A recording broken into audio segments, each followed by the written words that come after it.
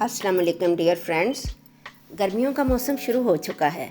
वैसे हमारे यहाँ तो ज़्यादातर गर्मियों का मौसम ही रहता है और फूलों के मौसम का दौरानिया बहुत ही मुख्तसर होता है। तो क्यों ना इंडोर प्लांट्स में ऐसे पौधों का इंतखाब किया जाए जो फार एवर फूलों की तरह दमकते रहें। ये जो आपके सामने पौधा है, क्या ये किसी फूल से कम है?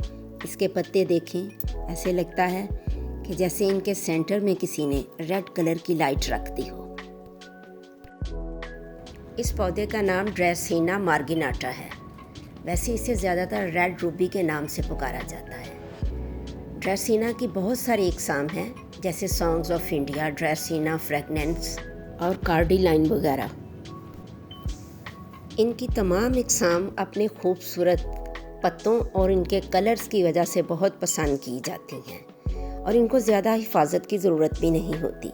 ये इंडोर आउटडोर हर जगह बहुत अच्छी तरह चलते हैं। लेकिन ये जो पौधा है ड्रेसीना रेड रूबी, ये तेज़ रोशनी को तो पसंद करता है, लेकिन डायरेक्ट सनलाइट इसके लिए ठीक नहीं। यानी आप इसको अपने बरामदे में रखें, लॉबी में रखें और ख़ास तौर पर एंट्रेंस में रखें तो ये बहुत खूबसूरत फैलता और फलता है।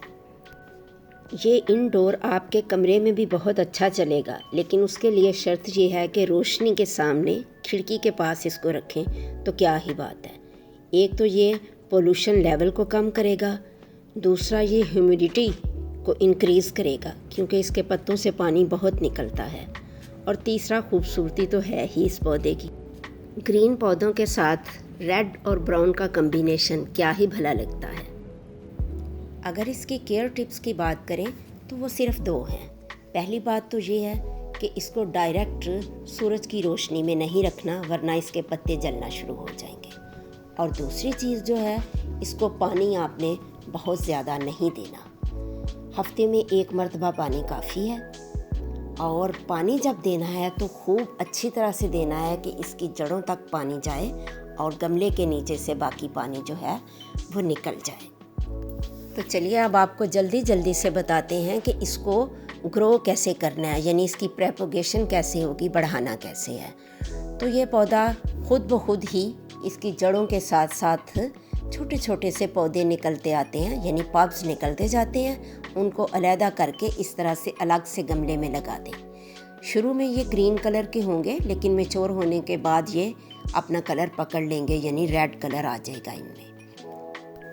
दूसरा तरीका प्रोपगेशन का है स्टेम कटिंग से। जब ये पौधा बड़ा हो जाता है, लंबा हो जाता है, तो नीचे से इसकी टहनी में से पत्ते उतरते जाते हैं और वो फिर इतना खूबसूरत भी नहीं लगता।